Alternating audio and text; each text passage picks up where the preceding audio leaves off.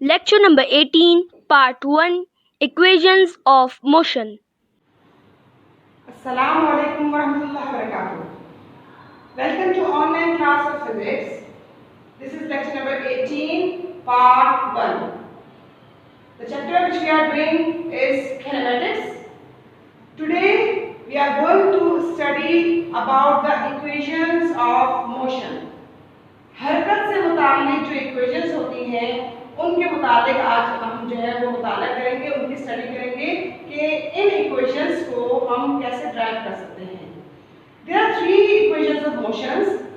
First equation of motion, second equation of motion, and third equation of motion. The first equation of motion is Vf is equals to Vi plus At. The second equation of motion is S is equals to Vit plus half At square. The third equation of motion is 2As is equals to Vf square minus Vi square. हरकत से मुतालिक means के motion से मुतालिक जो phenomena है, जैसे कि हमने आपको प्रीवियस क्लासेस में बताया था वेलोसिटी, हमने आपको डिस्टेंस के बारे में बताया था, हमने आपको एक्सेलरेशन के बारे में बताया था, और वेलोसिटी भी हमने ये कही थी कि एक इनिशियल वेलोसिटी होती है जिसको हम vi से यहाँ पे शो कर रहे हैं, एक फाइनल वेलोसिटी होती है जो कि हम vf से शो कर रहे हैं. इन इक्वेशंस से मुतालिक आज हम ये देखेंगे कि आप इन इक्वेशंस को कैसे डिराइव कर सकते हैं. डिराइव मीन्स कि आप फर्स्ट टाइम डेरिवेशन का काम कर रहे हैं फिजिक्स में आप फर्स्ट टाइम डेरिवेशन कर रहे हैं, और डेरिवेशन से क्या हो रहा है, किसी भी नोन इक्वेशन जिसको आप ऑलरेडी जानते हो, ऑलरेडी जिसके बारे में आप जानते हो, उन ऑलरेडी नोन इक्वेशंस की मदद से आप निकालते हैं क्या, नए फॉर्मूले निकालते हैं और नई इक्वेशंस निकालते हैं. इसको कहते हैं डेरिवेशंस. वो क्या फिजिक्स में फर्स्ट टाइम डेरिवेशन कर रहे हैं. आज हम देखेंगे कि हम प्रीवियस नॉलेज को इस्तेमाल करते हुए या प्रीवियस फॉर्मूले को इस्तेमाल करते हुए जिसको हम जानते हैं उनको इस्तेमाल करते हुए हम नई डेरिवेशंस या नए फॉर्मूला और नए इक्वेशंस कैसे डिराइव करते हैं. जैसे कि आप जानते हैं कि हमने आपको पिछली क्लास में बताया था एक्सेलरेशन के बारे में. एक्सेलरेशन क्या होता है, acceleration is the change in velocity per unit time. याद है हमने सिखाया था. अब चलते हैं डायरेक्शन की तरफ, और डायरेक्शन किसी कर रहे हैं हम फर्स्ट इक्वेशन ऑफ मोशन की डायरेक्शन कर रहे हैं. सपोज कीजिए a body is moving with initial velocity vi and it attains the final velocity. उसकी फाइनल वेलोसिटी हो जाती है vf after certain time t. Okay, कुछ टाइम के बाद इनिशियल वेलोसिटी क्या हो जाती है, फाइनल वेलोसिटी हो जाती है. इस दौरान यकीन तौर पर मूविंग व्हीकल कोई भी एक्सेलरेशन गेन करता है. एक्सेलरेशन कैसे आता है, जब चेंज इन वेलोसिटी होती है तो एक्सेलरेशन प्रोड्यूस होना शुरू हो जाता है बॉडीज के अंदर. तो उस चेंज इन वेलोसिटी को जब हम टाइम से डिवाइड करते हैं, जब हम चेंज इन वेलोसिटी को टाइम से डिवाइड करते हैं तो हमें क्या मिलता है, एक्सेलरेशन, जिसके बारे में हम आपको पहले प्रीवियस क्लास में नॉलेज दे चुके हैं कि acceleration is the change in velocity per unit time. Change in velocity के बारे में मैंने आपको ये बताया था लास्ट क्लास में कि it is the difference between the final velocity and the initial velocity. Final velocity that is vf और initial velocity that is vi. इन दोनों का डिफरेंस क्या देगा आपको, चेंज इन वेलोसिटी के अंदर कितना चेंज आया और with respect to certain time, कोई टाइम के लिमिट टाइम के अकॉर्डिंग कितनी चेंजेस आई है वेलोसिटी के अंदर, उसको हम क्या कहते हैं, एक्सेलरेशन कहते हैं. चलिए अब इस डेरिवेशन को मजीद आगे बढ़ाते हैं. फाइनल वेलोसिटी को हमने शो किया या रिप्रेजेंट किया vf से, और इनिशियल वेलोसिटी को हम vi से शो कर रहे हैं, और टाइम को हम लिखते हैं t. ठीक है, और एक्सप्रेशन के हम क्या यूज कर रहे हैं, a. Okay, so it becomes a is equals to vf minus vi upon t. क्या ये नॉन इक्वेशन नहीं है, क्या ये जानते नहीं है, जिस इक्वेशन के बारे में जानते हैं हम क्या करते हैं, तीन डॉट्स लगाते हैं सिंस के लिए. ओके, 3 डॉट्स में लगा कि since we know that a is equals to vf minus vi upon t, और ये हम बात पहले लिख चुके हैं. आगे क्या करेंगे, अब इस आपको कोई इक्वेशन डिराइव करनी होती है तो उस वक्त आपको क्या करना पड़ता है, आपको नोन इक्वेशन जिसको आप जानते हैं उसकी मदद से क्या करते हैं, एक ऐसी इक्वेशन डिराइव करेंगे तो जो कि आप नहीं जानते हैं, मतलब एक न्यू इक्वेशन ड्राइव करेंगे और उसके लिए आपको प्रीवियस इक्वेशंस की क्या करनी पड़ेगी, कुछ मैनिपुलेशन करनी पड़ेगी, आपको कुछ मल्टीप्लाई डिवाइड करना पड़ेगा, तब जाके आप नई इक्वेशन पर पहुंच सकते हैं। तो उसके लिए क्या करेंगे, हमें यहाँ पे चाहिए Vf = Vi + At, हमें Vf चाहिए एक तरफ इक्वल टू के एक तरफ, और T यहाँ पे क्या हो रहा है, इस Vf से डिवाइड हो रहा है। T को उसको ले जाएंगे तो क्या हो जाएगा, ये हो जाएगा At = Vf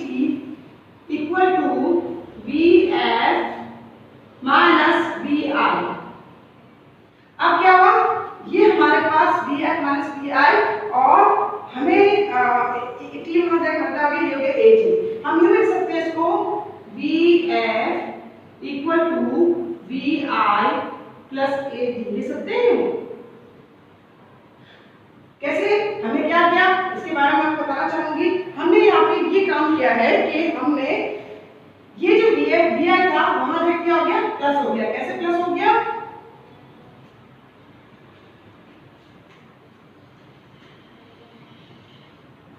या देख सकते हैं,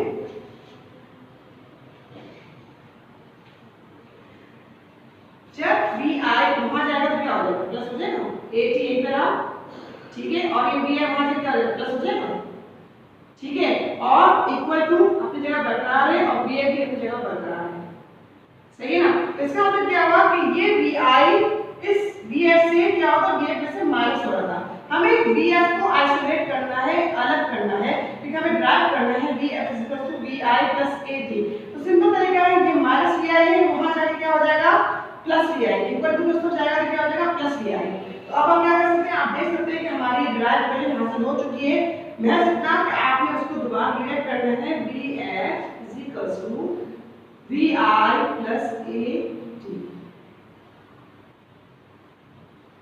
जब भी कोई इक्वेशन आप ड्राइव करेंगे तो उसको आप फॉर से बॉक्स में डाल देंगे और लिख देंगे हेंस डिराइव्ड, आपने इक्वेशन डिराइव कर ली है। ओके, तो ये आपके पास हो गया क्या, this is the first equation of motion, जिसके बारे में आपसे जिक्र कर रहे थे कि आज हम फर्स्ट इक्वेशन ऑफ मोशन को डिराइव करके बताएंगे आपको। उम्मीद करते हैं कि आपको यहाँ तक बात समझ आ चुकी होगी, ठीक है। अब चलते हैं हम अपनी सेकंड इक्वेशन ऑफ मोशन की तरफ, जो कि है F = VIT + ½ AT²।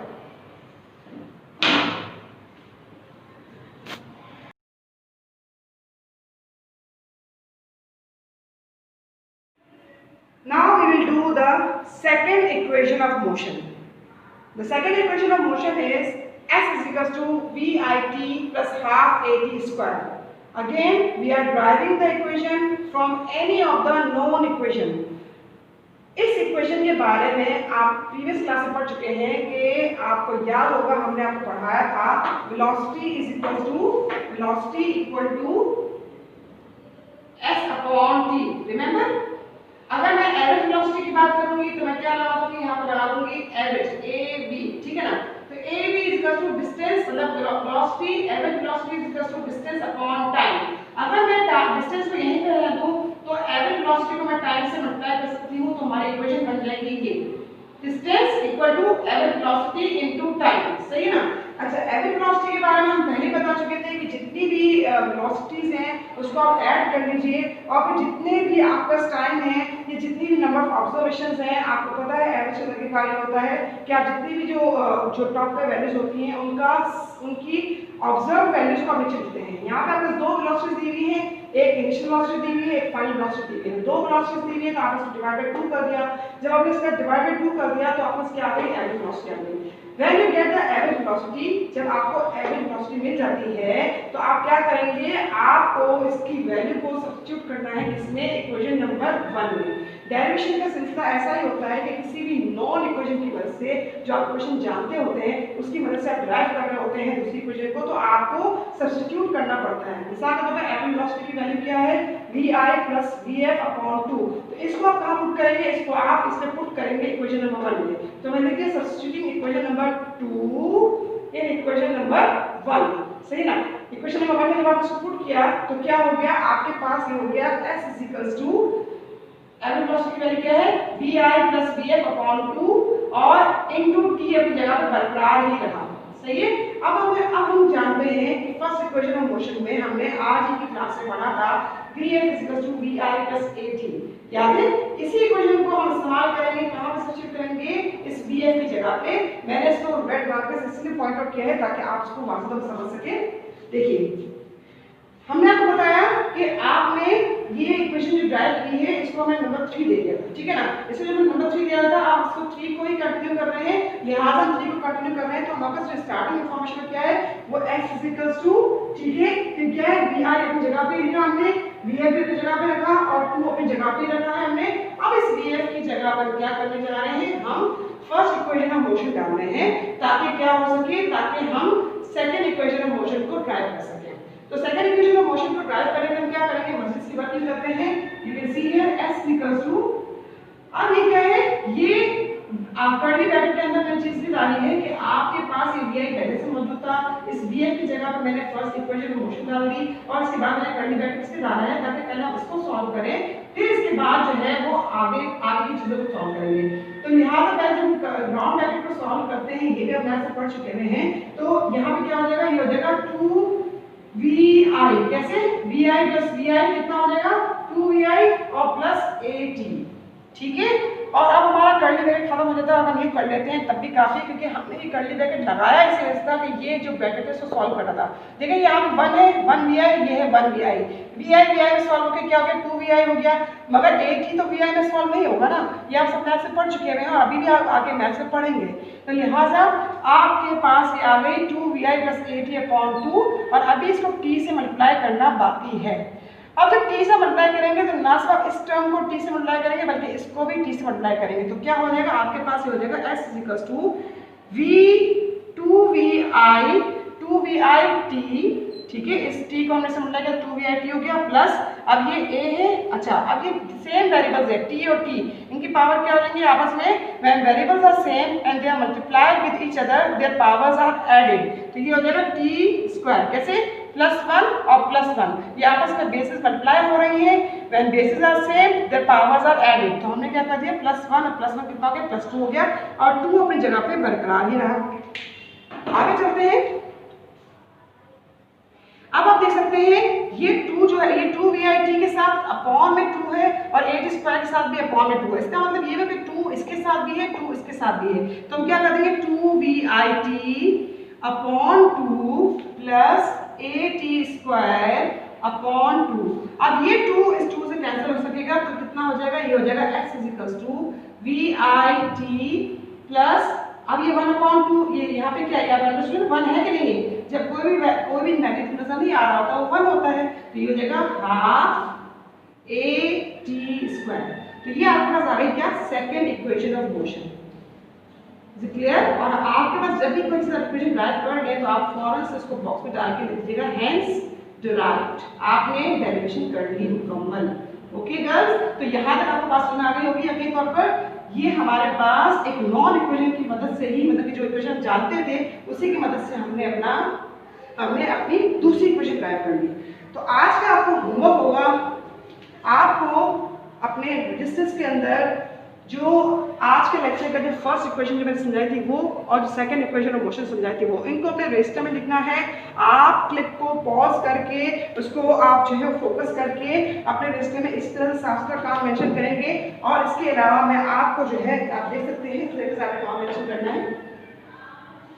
देखें, derive first equation of motion, आपने डेरिवेशन यहीं डाली और उसके बाद आप इसका काम करना है, ठीक है ना, इस तरह से। और ये जो चीज़ें हैं मैं इसकी आपको इंशाल्लाह PDF फाइल, जिस तरह से मैंने आपको गुज़िश्ता चीज़ों की PDF फाइल प्रोवाइड की तो वो भी मैं आपको इंशाल्लाह प्रोवाइड कर दूँगी। ये देख सकते हैं आप, ये हमारी फर्स्ट इक्वेशन ऑफ मोशन जो कि आज के लेक्चर में मैंने आपको बताया था, और ये सेकेंड इक्वेशन ऑफ मोशन। सही, ये हो रही है हमारी ख़त्म।